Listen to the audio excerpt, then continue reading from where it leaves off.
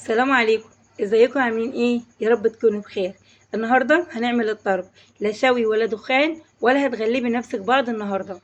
تعالي هعملك الطرب بطريقه سريعه وسهله وبسيطه، والطعم ما اقولكيش حكايه. هنعمله على عين البوتاجاز. في ناس كتير ما بتعرفش يعني ايه الطرب. الطرب يا جماعه كفته الحياتي، الكفته اللي بتعمليها في البيت وتجيبي المنديل بتاع الخروف وبتلفيه فيه، هو ده الطرب. تعالوا هنشوف عملناه ازاي. شايفين فاكك وجميل جدا، وكمان هنعمل طبق كفته جنب منه، وهنعمل طبق السلطه الجميل اللي انتم شايفينه ده. يعني اكله جميله تنفع معاكي غدا او عشاء. يلا تعالوا ندخل على الفيديو ونشوف عملناه ازاي. بس قبل ما ندخل على الفيديو طبعا صلي على الحبيب وسمي الله. اذكري الله كده في مطبخك، حط اللايك لو منا، دوس على زر الاشتراك لو انت جديده، يسعدني ويشرفني. وتدوس على كلمه الكل علشان اي فيديو اعمله يروح لك بيه اشعار وتشاهديه. وزي ما انتم شايفين ده كيلو من اللحمة المفرومة، نزلت عليه بمعلقة صغيرة من البابريكا، وكمان معلقة صغيرة من الفلفل الأسمر، معلقة صغيرة من السبع بهارات. تمام كده. ونزلت ببصلتين كبار مبشورين، والبصلتين دول يا جماعة أنا مصفياهم من المية بتاعتهم. ازاي يا أم منا نصفي البصل من المية؟ انتوا بتبشروا البصل ده انا بشراه. تمام. بعد ما بشرته حطيت عليه ملح وسبته بتاع دقيقتين كده، مش اكتر من كده، وبعدين صفيته. اتصفى معايا بكل سهوله، عصرته كده بين ايديا واتعصر معايا بمنتهى السهوله. تمام. اخدت التفل بتاعه حطيته على اللحمه وركنت الميه، هنحتاجها بعدين. وهنعجن. لو عندك كبه حطيه في الكبه وشغليها عليه، مفيش كبه امسكي كده الخليط كله وافضلي تعجني فيه لغايه لما تطلعي الخيوط اللي بتكون في اللحمه. وعايزه الخليط ده كله يكون خليط واحد. بس كده. زي ما انتم شايفين عجنتها وخلصتها، بقت معايا بالشكل ده. جبت صينيه اديتها دهنه بسيطه من الزيت، وهصبع الكفته بتاعتي، عايزاها كبيره صغيره زي ما انت عايزه. هنصبعها بالشكل ده.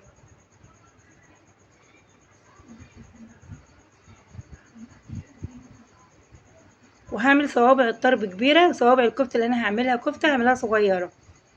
دلوقتي انا بصبع في صوابع الطرب يا جماعه، لان الطرب طبعا بيكون كبير شويه عن الكفته. عايز اقول لك طعمه خطير جدا، جربيه.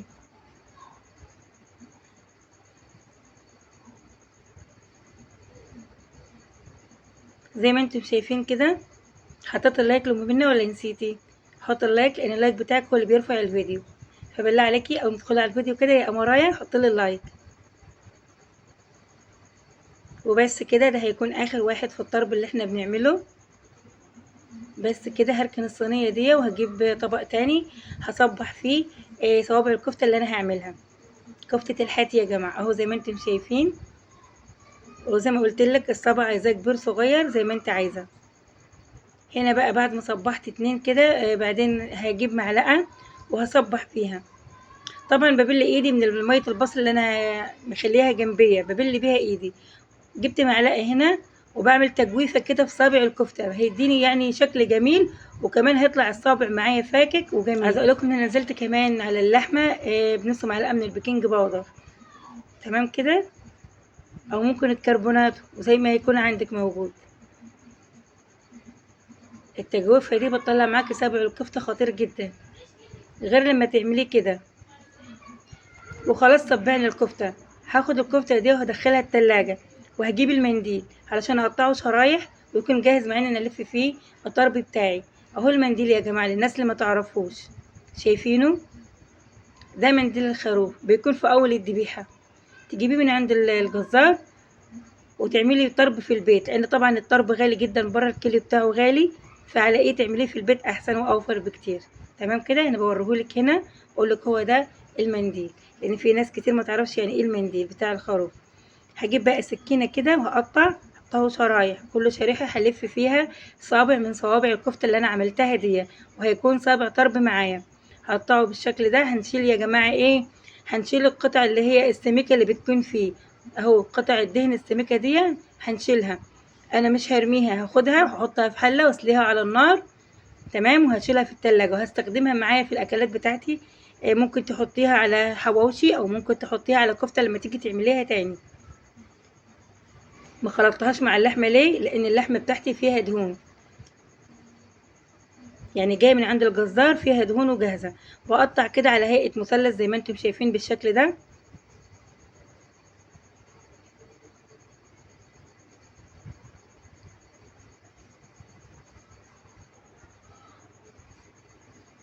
وزي ما قلت لكم بشيل اي قطعه بلاقيها سميكه كده فيها دهن سميك بشيلها اهو. شايفين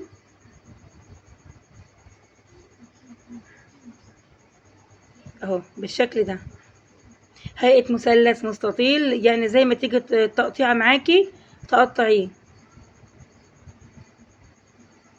سهل جدا وجميل جدا وموفر لو عملتيه في البيت، اولادك هيفرحوا بيه يعني حاجه جديده، تغيير يعني. خلاص كده قطعت. هجيب كمان حته تاني من المنديل، قطعه تاني من المنديل وهقطعها اهو زي ما انتم شايفين. المنديل بتاعي يا بنات كان مقسوم على 2، يعني ما كانش قطعه واحده، كانوا قطعتين. هقطع كده بالشكل ده، وزي ما قلت لكم بستبعد اي قطعه دهون بشيلها. بناخد القطع الشفافه بس يا جماعه بالشكل اللي انتم شايفينه ده، وبس كده. ما شاء الله اللهم بارك. قطعت بقى المنديل بتاعي بالشكل ده. انتوا عارفين اللي جه وحط لكم اللايك ده ابن احمد، بيقول لكم حطوا اللايك لماما. هنا بقى شوفوا بقى التركايه دي، هنرش ميه البصل اللي معانا تمام، وهرش على الصينيه، وهرش معلقه من الفلفل الاسمر، وهمسك كده المنديل يا جماعه وهدعك بيها المنديل من تحت ومن فوق، هقلب واعدل في المنديل كده لغايه لما يتشرب من الفلفل الاسمر وميه البصل اللي انا برشها على الصينيه. طبعا الفيديو قدامكم شارح نفسه. ضروري تتبلي المنديل علشان لما تيجي تاكليه يكون معاكي طعمه حلو وجميل. تمام كده احنا بنتبل المنديل يا جماعه قبل ما نحشي، هنتبله بالشكل ده، ميه البصل والفلفل الاسمر. هتبل كل شرايح المنديل اللي انا قطعتها. تمام كل القطع اللي انا قطعتها بتاعت المنديل هتبلها بالشكل ده اهو زي ما انتم شايفين. ميه البصل هتعوزيها، التفل حطيناه على اللحمه، عجناه في اللحمه، والميه بنعوزها بنتبل بيها المنديل اهو زي ما انتم شايفين اهو بالشكل ده. خلاص كده جبت بقى قطعة من المنديل، وهاخد يا جماعة صابع من صوابع الكفتة اللي انا صبعتها وهنلف بيه المنديل، وهيكون معايا صابع طرب جميل. هنلف بالشكل ده، اي قطعة زيادة معايا مش مظبوطة هشيلها. وزي ما قلت لكم انا هستخدمه، هحطه في حلة وهسليه. هطلع الدهون اللي فيه وبعدين اشيله ببرطمان واحفظه في التلاجة. شايفين هو ده صابع الطرب، عايزاه كبير عايزاه صغير زي ما انت عايزة براحتك. وبلفه بالشكل ده.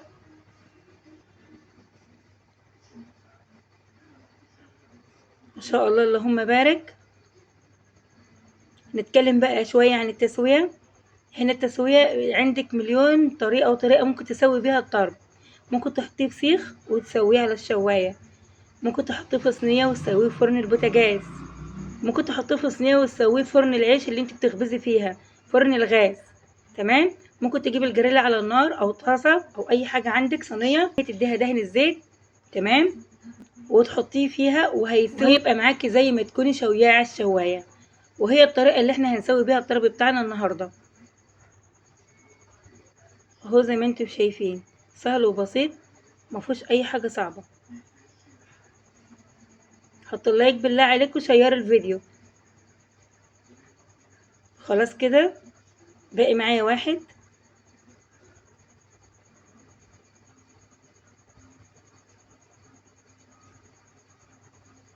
خطوة التتبيلة دي انت تتبلي المنديل ضروري جدا علشان تديله طعم وانت بتاكليه.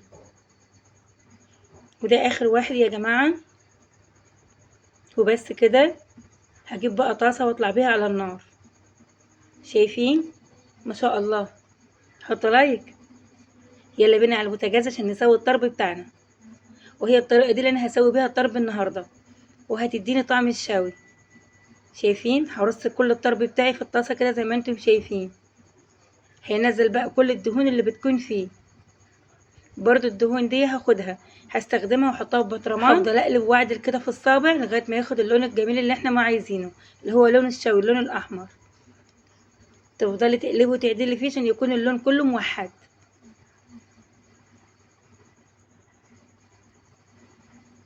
شايفين ابتدى ياخد اللون معايا اللي احنا عايزينه.